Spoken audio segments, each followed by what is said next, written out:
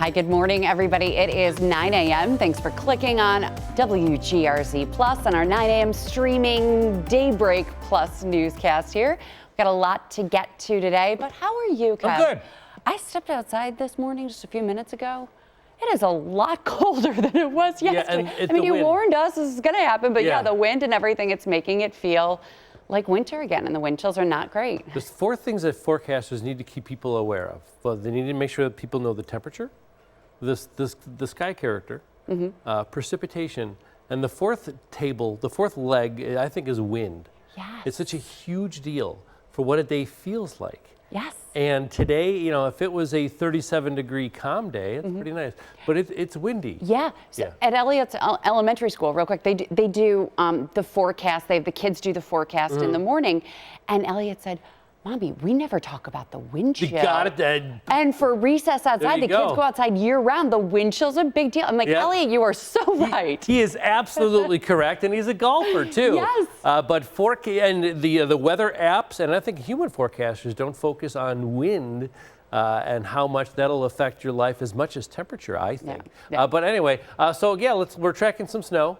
Right. Nothing shovelable? No, not really. Okay. Well, maybe for the hilltops. But here's the deal: is that because it's windy, it's not going to be an even blanket of snow.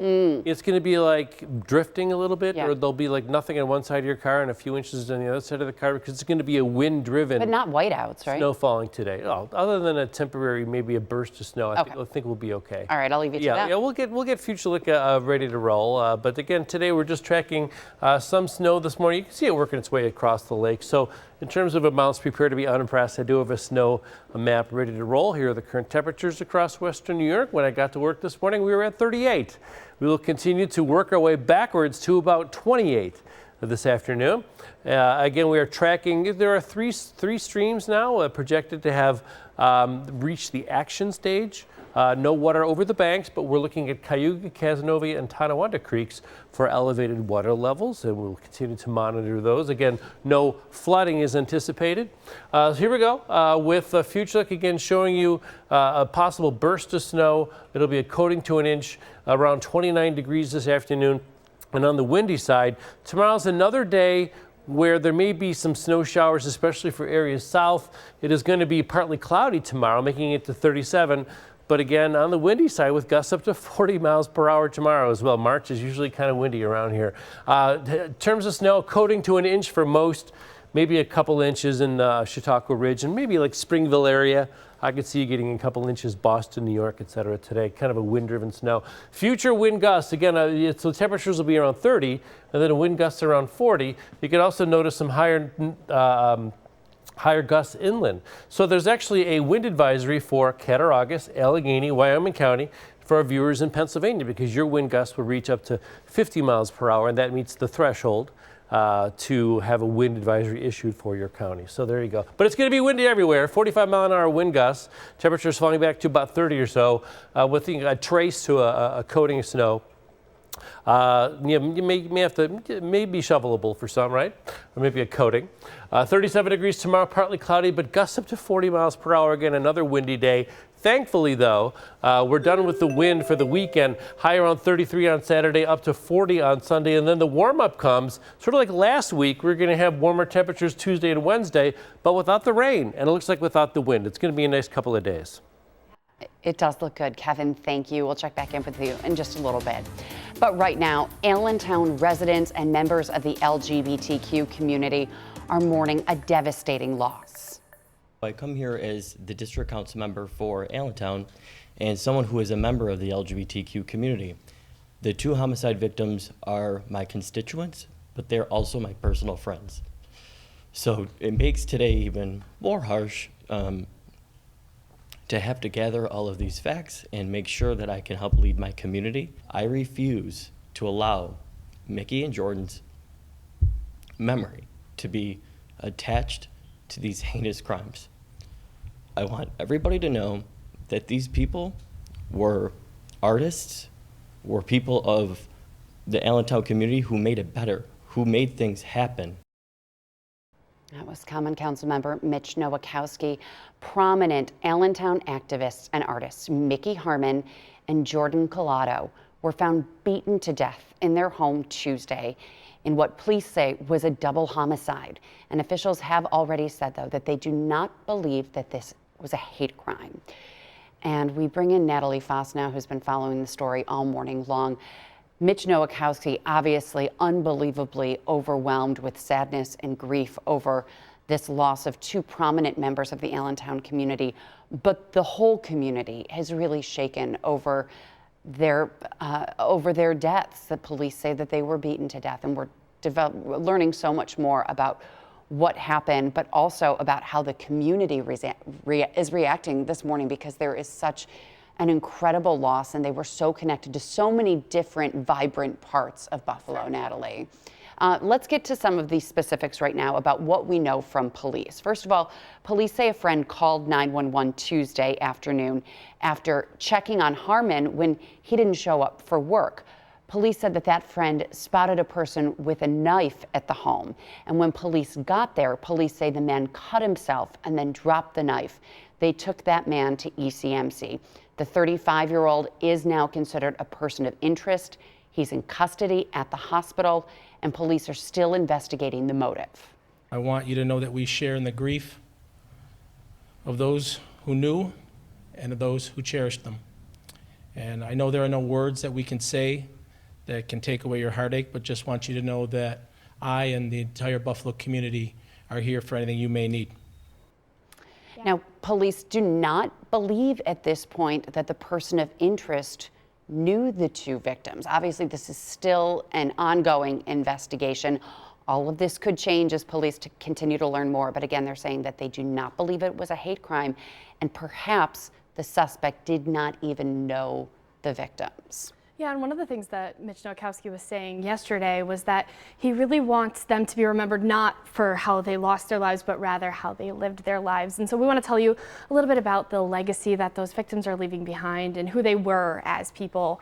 40-year-old Harmon was an accomplished architectural artist and muralist. 37-year-old Collado was also an artist and a DJ. His friends described him as a lover of music. And last night, friends and family members, as well as members in the Allentown community, gathered for a vigil for the two men, bringing candles and flowers and flags, other items to make a makeshift memorial. I was there this morning, and it's gotten larger and larger as it's gone on. Underneath that large mural on Allen Street is where the makeshift mural is being placed, and the mural honors the Stonewall Inn, which is an iconic landmark in New York City that was the site of the launch of the gay rights movement. Mickey Harmon was one of the two artists of that mural, and many other iconic murals around the city of Buffalo as well. And so that mural has stood there in Allentown for years, and it's going to be, as you see the makeshift memorial right there with it, that will forever stand now on that building in remembrance of Mickey Harmon, who painted it. Yeah.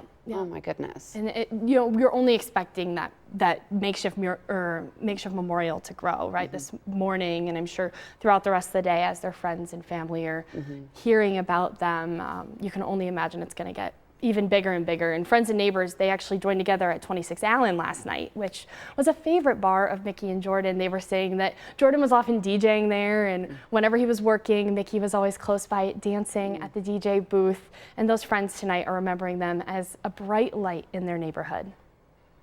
It's just a massive loss. It's just, I've been like trying to hold back tears all day today. It's just such a tragedy. It's such a loss to this community. We will come together, we will mourn Mickey and Jordan, and we will do them proud in their absence. Now it's really clear there's been a huge outpouring of posts on social media from their friends, their neighbors, sharing photos of the two of them, speaking to how much they loved one another and their community, especially their neighborhood. This is a touching post from their good friend, Brian Butlett, who shares some of his favorite memories. He says, the bombastic parties and projects, the loudest laughter, the after shenanigans and brunch banter, the best hugs and gentlest hearts, the cleverest commentary and wildest outfits. Obviously, it's a huge post. Butlett goes on to say, thank you for being my biggest cheerleaders. Always at the front of the dance floor. You inspired me to be bigger, bolder, louder, more me. You brightened the darkest rooms. You created spaces for all of us because you knew it mattered so much. You were a presence, you were community, and you were Buffalo. We were so lucky to have you in our world. I'll love you both forever, Mickey and Jordan. And so many more friends have posted tributes and reposted about them as well. The reposts on the Instagram stories have been out of this world. Right. I mean, I've never met Mickey and Jordan, but my Facebook feeds and my Instagram feeds are just filled with people who did know them and similar sentiments as well. So, you know, this is Buffalo's a small community, and you know, the degree of separation is 1 or 2 people in this town. And so to see my friends and loved ones loving these people so much, it is incredible loss to our community. Absolutely. How much and also, you know, the city of good neighbors wanted to come together to help them because they had some cats that they couldn't find. So an update that we did want to bring you from yesterday, their cats, whose names were Chicken and Beef, they were reported missing. And this post from the Westside Cat Rescue was circulating all around social media yesterday. But some good news, those 2 cats have been found. Some good news coming out of such a tragedy. Absolutely, yeah. I know I saw that post all over my Instagram today of people just wanting to keep an eye out for them because, you know, now they've lost their dads and they, you know, have to find a new home. And so I'm sure we'll hear updates from them as well going on today with the Westside Cat Rescue. The 2 also had a huge presence. They had a huge presence in their Allentown community. I think we all know that. But they're also receiving tributes from other neighborhoods as well. They were huge in the queer community, and so their reach really went out of the Allentown neighborhood as well. Right. Jordan's co-workers at Remedy House, which is on Buffalo's west side, are remembering him as someone who was gentle and kind and funny. And in an Instagram post, Remedy House said, quote, "He was an artist and a friend to everyone he came into contact with." And then up on Hurdle, North Park Theater, they put up a sign on their marquee that reads, "We love you, Mickey and Jordan. You will be missed." So it's just a testament to how far their reach really went. Right. And on Instagram, the Pride Center posted a touching message saying, in part, quote, "They simply made the Buffalo and specifically the Allentown community where they called home a better place for everyone," end quote. And they shared their condolences to Mickey's and Jordan's families and loved ones. Talking about some other advocates, businesses, posts, there have been constant posts. I mean, businesses after business after business posting about Mickey and Jordan. I mean, Mickey was obviously a very accomplished artist, and he did a lot of signs for businesses and posters and things like that. So those posts are just going to keep rolling in. There's also a GoFundMe circulating around right now, and we are still working to make sure that that is a legit GoFundMe, but once it is, of course, we're going to bring you that update as well and share that with you so that if you want to contribute, you absolutely can. And we've been looking all morning on social media just to keep finding those posts and those tributes, and we'll keep pushing those out throughout the day as well. Right, of course. There will be so much more that we, you know, as the story develops, both from police and investigators, but also from the community response as well. We will continue to follow it. Natalie, thanks for putting that all together for us this morning. On Daybreak, we have to keep things short, but it's good for us. This is why we have the stream, to be able to expand on these stories that really matter so much to the community. So thanks for that. We'll be back right after this.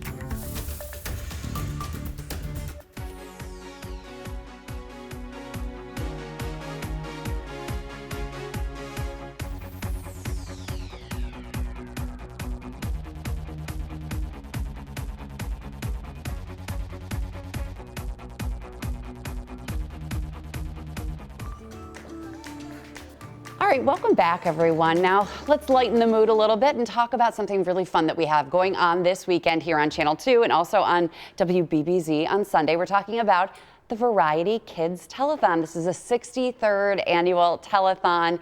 It has been a really pivotal community event for, 63 years in our community. It helps to raise money for children with medical needs. Every year, also, Variety picks a celebrity child to be the face of the telethon, and I got to meet little Evelyn. Here's her story. Show me, who is this, Evelyn? Grinch. The Grinch. Is that one of your favorite movies? Evelyn loves her Grinch stuffy, ice cream, Disney princesses, and camping. In so many ways, she's just like any other 3-year-old. But life has been anything but ordinary for Evelyn. And it all started when Mom Jalynn noticed something just wasn't right at 6 months old. She really wasn't moving a lot. She had gotten sick and then started having difficulty on things that she usually could do, so she was regressing. And at that point, we called the pediatrician and then went right to Oshai. After an MRI, it was clear it was cancer, neuroblastoma, and the tumor was on Evelyn's spine. So we had inpatient chemotherapy at Oshai and then outpatient chemotherapy depending on what the regimen was. We did that for 8 months, so she had 8 rounds of chemotherapy, and after that we've been in remission for 2.5 years, right, Evie? Been cancer-free? Yay! Yes, Evelyn beat cancer, but her struggles are unfortunately far from over. The location of the tumor left her with a spinal cord injury, a weak core, and little movement in her legs. Now physical therapy is part of Evelyn's daily routine, and that's where Motion Project comes in.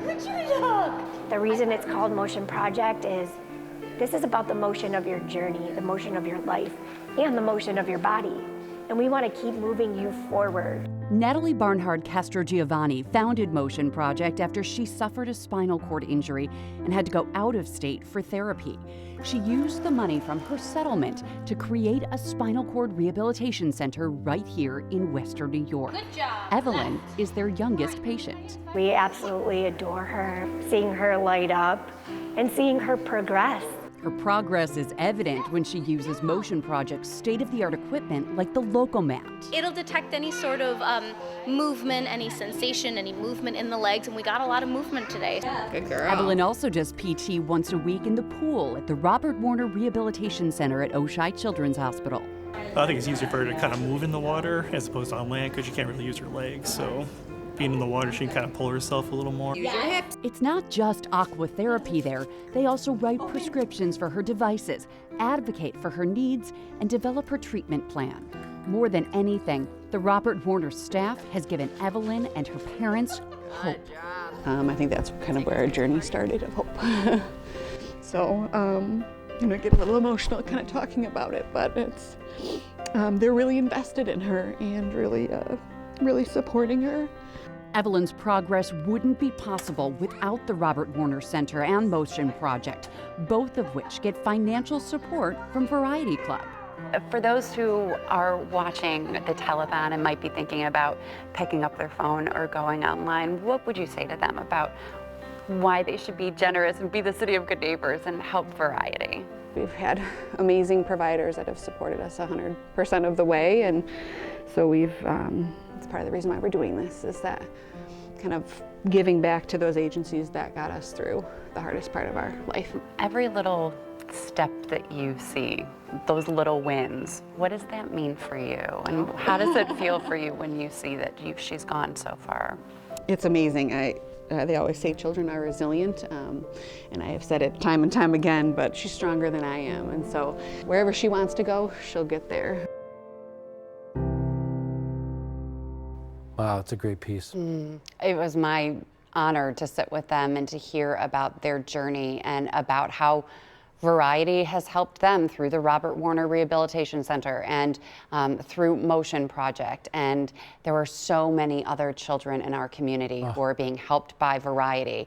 And after seeing her story, how could you not pick up the phone and call and donate? Yes, that's old school, also picking up the phone, but we want to hear the phones ring during the telethon, but you can also donate online as well. Well, the thing is, it's like any charity is good, obviously, but it's local. Yeah, every dollar stays and there. there's tangible, they're buying stuff, and you can see the kid using stuff. Right. You know, so the money stays local, and you're buying equipment that's going to be in a local hospital helping out local kids. And you can't think of a better cause. So the telethon itself, there's going to be a lot of fun things too. You know, it's emotional, but there's Ralph Melf from Happy Days is going to be there. Sydney Sterlace, who was on The Voice, she's going to be singing. Frankie Shinta, he's there every year, and he's coming back and singing. Joe Andreessen, Buffalo Joe from the Bills, he's going to be there asking you to donate also. So there's a lot of local celebrities, and we hope that you will join us. Again, it all starts Saturday, from 6 to 11 p.m. I'll be there with Claudine and Courtney Courtright, and then Mary Alice and Scott will be there in the evening, along with Dan Russell and Jen Stanonis. And again, that's all on Saturday on Channel 2. And then on Sunday, everything goes over to WBBZ, which is Channel 5, and they'll be doing another full day of the telethon on Sunday. And again, your donations support local kids right here in Western New York. A star-studded affair. Sure is. Okay, I'm walked over here, but don't worry, I'll be walking back over there shortly. But let's go through the forecast one more time for you again to take you through a future look. The story of the day today is going to be a return to winter. The wind chills today will be in the teens when you combine the temperature, obviously, and the higher wind speeds. There also may be like a burst of snow. I mean, I wouldn't say a whiteout, but maybe just a area of limited visibility just for a little bit, nothing too impactful. Everything's moving pretty fast. In terms of accumulations, again, because everything's so wind driven, it's not going to be an even blanket of snow, but we're going to get about a trace to an inch across Western New York, but not even coverage, you know what I mean? Because it's going to blow on one side of the house more than on the other side of the house, right? So drifting, right? Tomorrow, temperatures in the 20s and to start, and then once they get into the 30s. But tomorrow's another day with wind gusts around 40 miles per hour, so it's going to feel like the teens again tomorrow, okay? Saturday, a better day because it's going to be partly cloudy, a high of only 32, but not windy, and no snow is projected for your Saturday. Snow today, again, for a majority of you, a majority of us, it'll be a coating to an inch. Notice these darker blues here, where a couple inches are possible. The Chautauqua Ridge here, there's a higher elevation line here that extends all the way through southern Erie County and into Wyoming County. So those are the high spots, which can get 1 to 2 inches of snow today. For most of us, a trace to an inch. Miles per hour is our unit here. Again, I just wanted to highlight that the winds will be picking up. Again, there's a wind advisory for Cat County, Wyoming County, Allegheny County, Wyoming County, and for our viewers in Pennsylvania, because wind gusts up to 50 miles per hour today. And for all of us, wind around 40 miles per hour, and then temperatures around 30, so it's going to feel like the teens. Hat and glove weather today. We know we had a little bit of warmth yesterday, needed the umbrellas yesterday. This is hat and glove weather today. And tomorrow, again, with temperatures making it to the 37 degrees, but with winds gusting up to 40 miles per hour. We do get a bit of a warm-up, though, thankfully, making it into the 40s and 50s. And look, even the southern tier, you're going to make it to 62 on the Tuesday. I can't quite hold on to temperatures like this for the parades. We're still looking above average for the parade weekend, but not 58 and 62. It's a little too early to tell, but it looks like we are going to dip back a little in the temperature department a week and a half from now. Okay, at least manageable and not. But it's not going to be a super cold parade. Okay. Well, that's great. Yeah. We can handle that. Yep. All right, and we're going to wrap up the stream now with talking a little bit of sports. The Sabres, the trade deadline fast approaching, and the team has to make some decisions. They have already made one. They're keeping Jordan Greenway in Buffalo instead of trading his expiring contract. The Sabres signed Greenway to a 2-year extension worth $4 million a year. The 28-year-old has been solid, but he's also mixed chunks of time this season because of injuries. And tonight could be a final game for some of the players. Yeah. Because they're going to be facing the Lightning down in Tampa, but the trade deadline is tomorrow at 3 p.m. So while plenty of names have been mentioned as trade candidates so far, there really are no signs of any imminent deals, but clearly nobody's comfortable, especially after that ugly loss to San Jose, the worst team in the league. Buzz about Cousins and Byram, and they're both very likable guys, but if teams are going to pluck somebody from your lineup, they're going to want to pluck somebody that has good potential, and so it's going to be it's going to be a loss for whomever we lose, but things can't stay the same. No, they can't, and hopefully things will get better for the rest of the season and turn things around for next season. Hopefully, finally get out of that playoff drought. Well, how many? Longest playoff drought in NHL history. I think it's 14 years. 14? Yeah. Ugh, feels like an eternity. Yes. All right, it's got to change. All right, thanks for tuning in, everyone. We'll see you back here on the stream at 9 a.m. tomorrow.